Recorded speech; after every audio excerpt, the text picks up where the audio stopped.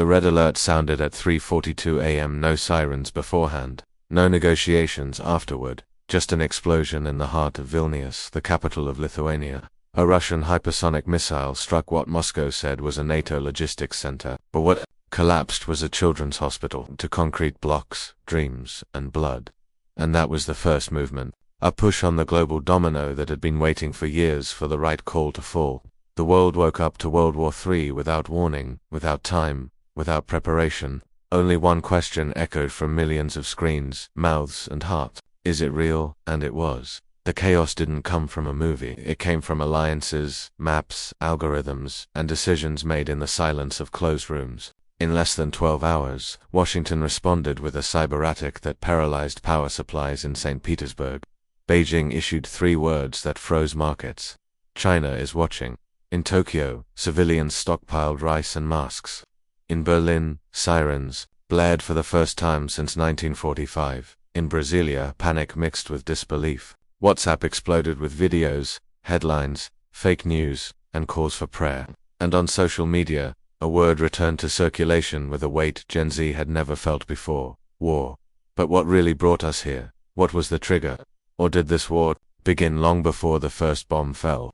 When we ignored the borders being pushed back in Eastern Europe, when we let military artificial intelligence take over life and death decisions, or when we naturalized the idea that nuclear weapons are merely deterrents. The truth is, World War III didn't start with missiles, it started with negligence, with empty diplomatic rhetoric, with sanctions that only fueled hatred, and with the illusion that modern wars would be clean, technological, and quick. What no one expected was the speed.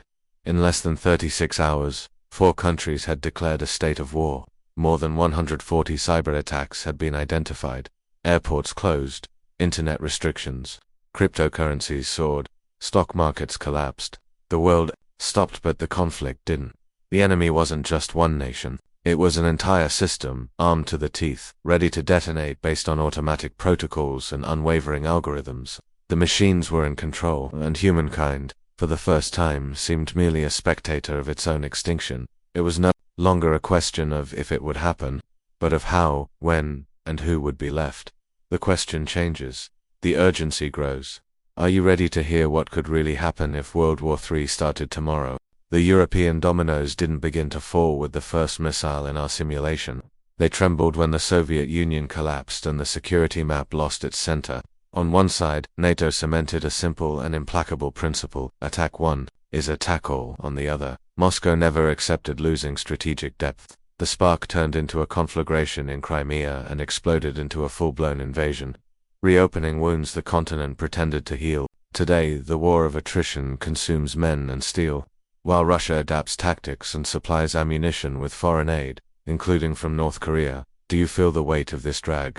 It pushes the entire system to the brink. The answer to a solid block of alliances is another fractured block. The Collective Security Treaty Organization promised an umbrella for 6 former Soviet republics, but the rain fell heavily, and each capital began to measure cost, loyalty, and survival. While NATO operates with tested command, standards, and interoperability, the CSTO seems more like a forum than a shield, with slow political decisions and uneven cooperation. This is where the risk lies. Asymmetric alliances generate miscalculations. Who trusts whom when the clock ticks? Who presses the help button? And who answers? In the Indo-Pacific, the past is never over. The Taiwan Strait remains the thinnest line between deterrence and catastrophe. China rehearses, blockades, crosses the median line, surrounds with Coast Guard ships, and tests nerves with hundreds of air soldiers. The United States organizes massive exercises, bringing in allies who want to deter Beijing but avoid making promises that would bind them to the first shot. It's the perfect stage for a miscalculation. Too many aircraft, saturated radars, wounded, pride. One more turn of the screw, and the noise of training becomes the noise of war. Further south, the South China Sea boils in slow motion. Shocks, water cannons, collisions, lasers. Each beam is a message. Manila screams for the law of the sea. Beijing responds with hull and tonnage. And there's a legal phrase that changes everything: an armed attack on Philippine forces, public vessels or aircraft in the Pacific triggers mutual defense with Washington. That line is written. It's not a metaphor. A fragmented propeller, an injured pilot, a hole punctured on the wrong reef, and Old treaties gain new life. Do you think anyone is ready for what comes next? In the Middle East, the fuse has already been lit. When an Iranian consulate was reduced to rubble in Damascus, the response came like a swarm, the largest attempted drone attack in history. Missiles crisscrossing the skies of several countries, air defenses scribbling trails in the darkness. It was ended, they said. But nothing ends when so many memories remain unexploded. The regional theater acts like scattered gunpowder, a misplaced shrapnel, a misfire, a miscalculation, and the local war becomes international. Who casts the first stone when the whole world lives in glass houses? And above it all hangs atomic silence. 9 countries, more than 12,000 warheads at various levels of readiness. While treaties wither and modernization accelerates, the new race isn't just about quantity, it's about precision, penetration, hypervelocity, zircon, DF-17, Kinzel. Intercepting is possible in layers, but never guaranteed. And now there's the temptation to delegate the yes and no to AI systems that promise speed but deliver legal risk, bias, and lethal error. Who takes the blame when a machine decides to quickly? Who restores the life an algorithm erased? Wars always arrive first through the eyes of mothers. I saw lines outside makeshift shelters. Children with paper bracelets and a number in pen on the back of their hands in case they got lost in the chaos. When the border closes, life becomes baggage. Today, the planet carries 123.2 million forcibly displaced people, the highest number ever recorded. Of these, 42.7 million are refugees crossing borders. 73.5 million sleep far from home, but under the same flag. There was a glimmer of hope.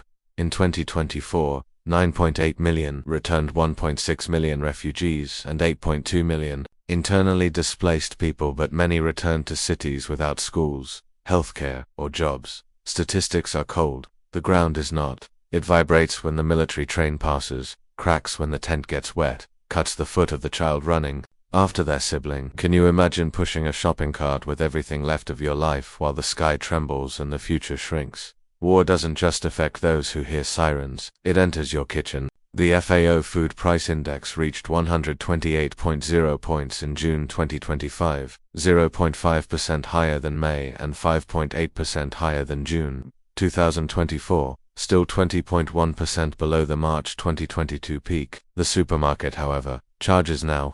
When wheat is delayed or oil becomes more expensive, there's a reroute, a convoy stopped, more expensive insurance hidden in the label. The Red Sea has become a weaponized labyrinth. Fleets skirt the Cape, adding days of travel and tons of fuel. Eilat, Israel's only port on the Red Sea, has lost 90% of its traffic and is bleeding millions every month. UNCTAD records capacity being redesigned, deadlines stretched, routes lengthened, and costs cascading. You feel it when the price of bread rises. Almost no one realizes that this increase begins hundreds of nautical miles away, under the sights of missiles and swarms of drones. The present also hurts silently, within the networks and within the power grids. Cyberattacks touched 120 countries last year, nearly half targeted NATO members, and more than 40% hit governments or critical infrastructure. This means water, hospitals, energy. In Ukraine, I saw the dark. 1.9 million people without power after a massive attack in March, with more than 60 drones and 90 missiles devastating power plants and substations. The electricity sector became a recurring target. The defense had to disperse generation, shield, transformers, and repair under fire. Congressional Research Service reports describe years of hybrid assaults on the Ukrainian power grid and the lessons for any country dependent on interconnected systems. CISA and partners map grew campaigns against logistics and technology, cutting the fuel before the rocket. Who holds the plug when the target is the outlet? On the battlefield, ammunition is time, and Moscow has found a clock in Pyongyang. Western estimates indicate that North Korea supplies between half and 60% of the grenades used by Russia. More than 15,800 containers have been shipped in 18 months. One study points to approximately 250,000 tons of North Korean explosives being moved to Russian ports.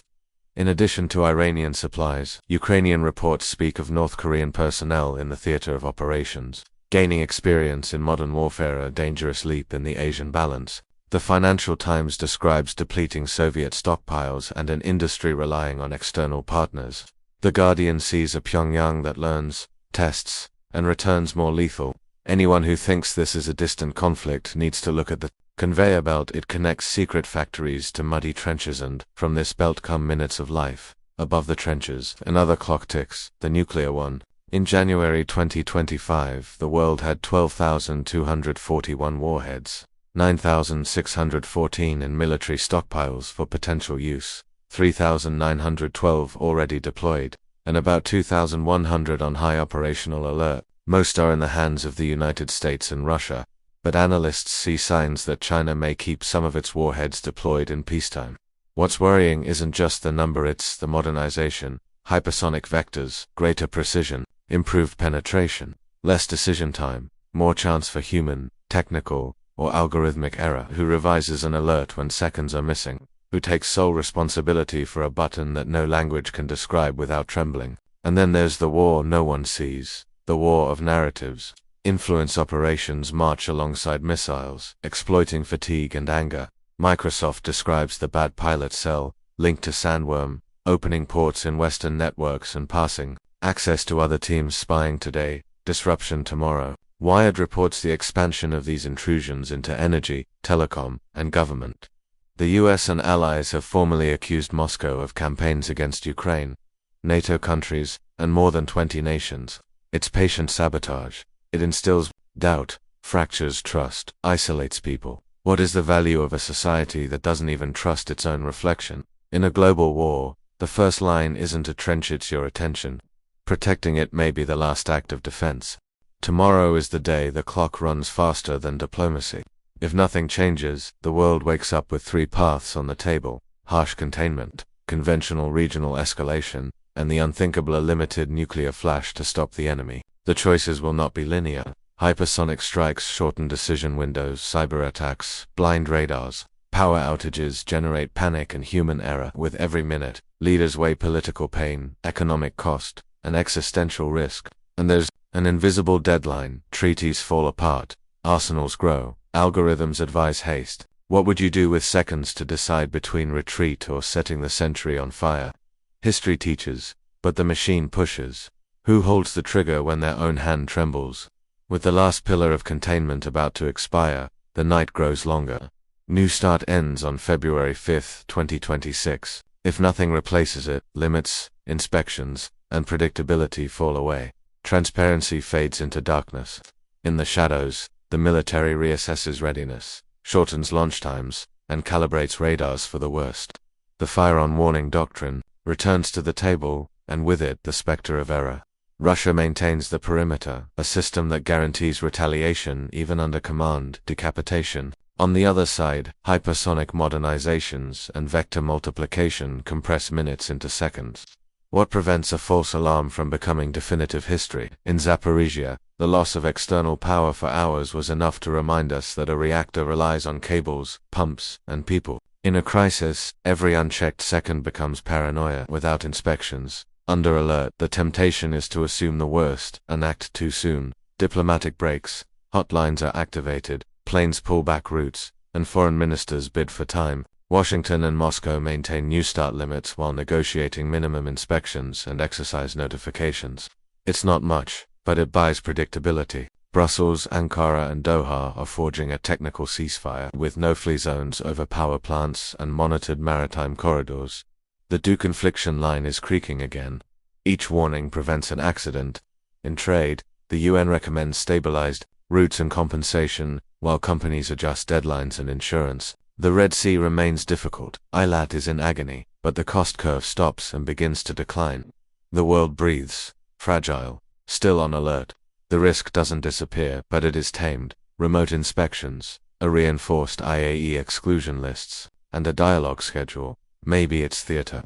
This is a chance to get out alive. Yes. Sustained regional escalation. The European conflict intensifies with attacks on electrical and railway infrastructure. While the Indo-Pacific enters blockade mode, Taiwan is surrounded. Exercises around it become a maritime quarantine, and air sorties saturate radars. The South China Sea becomes a board game of collisions, lasers, and water cannons. A punctured hull is enough for the gunpowder to ignite. In cyberspace, offensive teams search for gas, water, railways, and telecommunications. The freight curve rises. Detours around the Cape become the norm. Ports like Eilat collapse. The Ukrainian power grid suffers new blackouts, pressure mounts on Zaporizhia, and the IAEA sounds the alarm. Hotlines hold incidents until the day they stop working. It's war that hurts without declaring total war. Parts fall, belts snap, and the world slows down. That's it, the unthinkable. A low-altitude tactical warhead, detonated to demonstrate resolve, seeking to freeze the enemy with fear. Logic dictates that a limited strike would create room for negotiation. History whispers that each limit invites the next. On high alert, with some 2,000 warheads ready for immediate use, responses would come in minutes. Algorithms scream for advantage. Advisors call for restraint. Public opinion consumes anger. The greatest danger is not just the first flash, it's the disappearing ladder. Pressure for reciprocity, attacks on bases and radars, destruction of satellites, hypersonic countermeasures, and reactors under fire, dependent on external power, become hostages. At this point, each capital must choose between losing the war or losing the world. Who holds the brakes when the abyss stares back? If anyone crosses the line, it's uncharted territory. No AI knows tomorrow. Some say the worst won't happen. Maybe not. But what if it happens to us next time? If the siren sounds in our city, if the blackout knocks out intensive care units, if the price of bread doubles because a train was diverted 11,000 miles, what will we call distant? There are solutions: renewed limits, creative inspections, active crisis lines, tough infrastructure protection, cyber shields, secure routes, distributed energy, turbocharged humanitarian aid. It's not heroism, it's risk engineering. The clock is ticking. The world decides whether to learn from the warnings or wait for the lesson no one wants to attend. The first step is to accept that normality is over. Then, test defenses under pressure, train to operate in the dark, create power and data redundancies, and protect ports, cables, and plants. The rest is politics, talking to rivals, renewing limits, maintaining hotlines, and funding aid. If tomorrow isn't the end, it will still be a test of what we are made of when the noise of the world exceeds our ability to deny it. I saw cities running on wires, hospitals dependent on generators, empty ports, and supermarkets filled with fear. I saw data that doesn't fit on the screen, but fits in the stomach, millions fleeing, prices rising silently, power grids going dark as if someone had blown the planet. And I saw something else, people holding each other's hands. If World War III began tomorrow, the first duty wouldn't be to win, it would be to protect the vulnerable, the lifelines, the collective attention, because without attention, no democracy can stand, and without people, no victory makes sense. This is the uncomfortable truth. Strategy is fundamental, but humanity is irreplaceable. Those who don't care for people lose the day after the battle, and it is on that day that nations survive or crumble. Tomorrow, before any speech, it will be necessary to ensure water, electricity, data, evacuation routes, and simple food on the table. The numbers tell what the naked eye already knows. Forced displacement reached 123.2 million people by the end of 2024, an entire planet scattered in suitcases and buses, with 42.7 million crossing borders and 73.5 million trying to start over within their own countries. There is a return, but there is no going back. 9.8 million managed to return in 2024, 1.6 million of whom were refugees and 8.2 million internally displaced. Many two cities without schools, jobs, or electricity. These figures are not distant headlines. They are a forecast of our mirror if the conflict escalates. When governments fail, what sustains life are local networks, churches, NGOs, neighbors. They need guardhouses, corridors, fuel for ambulances, stable internet. Do you have any idea what it means to lose connection for a day when the shelter is receiving hundreds of people? It means having no list of names, no risk map, no warning of attack. It means turning hope into a queue. That's why civil war planning is not the only real insurance a country can buy. Food betrays the war before the newspaper does. The FAO Food Price Index reached 128.0 points in June 2025, up 0.5% from May and 5.8% from a year ago, still 20.1% below its March 2022 peak. It sounds technical, but it's simple. Lengthened freight rates, expensive insurance, and ships diverting from the Red Sea are all driving up the price of bread. Eilat, Israel's only port on the Red Sea, saw activity plummet by about 90% after the Houthi campaign. Monthly losses erode jobs and routes. UNCTAD already warned, when bottlenecks like Suez and Panama suffer, the economy feels it from fuel to plate. At home, what changes? The cart gets lighter, the table shorter, politics louder. How long can a society afford to pay the bill for a war it didn't call upon itself? If tomorrow is day zero, it's prudent to anticipate critical stocks, prioritize short supply chains, protect farmers, and secure credit and logistics for basic foods. If bread arrives, .com arrives with it. If bread is scarce, nothing can hold back the rest. In the dark, everything accelerates. Cyber campaigns linked to the GRU target logistics, oil and gas, telecommunications, and governments. Microsoft described Operation Bad Pilot, intrusions into exposed infrastructure to maintain access and prepare for subsequent actions. CISA summarized it without metaphor. Ukraine's supply chain is a target, and the rest of the world is a testing ground on the front lines. Energy decides who breathes. In July, Zaporizhia lost all external power after close-in attacks, and the IAEA sounded the alarm again. Reactors depend on cables, pumps, diesel, and people. Without these, an accident is no longer a possibility. Want a plan for tomorrow? Generation redundancy, spare parts, replacement, transformers, restoration drills in hours, not days, and teams, trained to repair under fire, layers of digital defense, network segmentation, offline backups, distributed sensors, and emergency channels independent of the public internet complete the shield. Because the first attack doesn't seek to destroy, it seeks to paralyze. Above all, nuclear silence looms. SIPRI estimates 12,241 warheads in January 2025, with 9,614 in military stockpiles, 3,912 deployed, and around 2,100 on high alert. Meanwhile, the last treaty with verifiable limits between the US and Russia expires on February 5, 2026, without a replacement. Inspections, notifications, and predictability decline. This is when mistakes usually win. Hotlines, remote inspections, readiness moratoriums, and exclusion zones around plants are lifelines that cost little and prevent the irreparable. It's not about trusting the adversary. It's about controlling risk. If the sentry lights a match, everyone breathes smoke. What do you prefer, to be right in your speech, or to preserve tomorrow to disagree again? The recent news that Washington wants to maintain strategic limits is a step, not a port. The port is a regime of transparency that survives governments, crises and egos because warheads don't vote, but they decide who continues to vote. So, what lesson remains when the noise dies down? That technology alone doesn't save anyone. That alliances are promises until someone answers the phone. That democracy is infrastructure, a power grid, an open port, reliable data, cheap bread. And that peace, to exist, requires redundancy, routine, and shame on the faces of those in charge. If World War III were to begin tomorrow, you would remember numbers, maps, and acronyms. I would remember the boy with the number on his hand, the nurse taking turns operating a generator, the stevedore waiting for the ship that never arrived. Perhaps the right question isn't whether war will come, but whether we will be greater than it when it does. Have we learned anything, or are we about to repeat it all again? The answer begins now, demanding nuclear limits, safe routes, reactor protection, digital shields, and affordable food. Otherwise, we will hand our children a survival manual, not a future. The abyss is near, but it's still just a margin. The choice is ours.